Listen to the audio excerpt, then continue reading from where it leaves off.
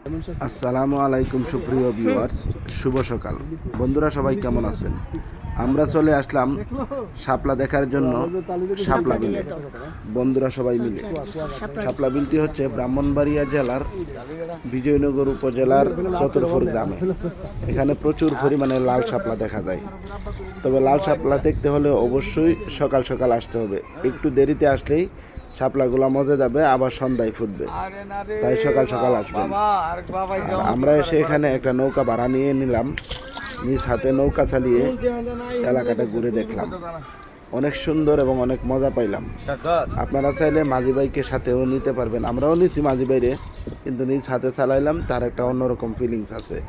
এখানে প্রচুর পরিমাণে দর্শনার্থী হয় সকাল সকাল, আজকেও আছে। যাই হোক, সবাইকে আমন্ত্রণ রইল এই শাপলা বিলে ঘুরতে আসবেন। জায়গাটা অনেক সুন্দর, এলাকার পরিবেশটা অনেক সুন্দর। তো সবাই ভালো থাকুন, শুভ সকাল।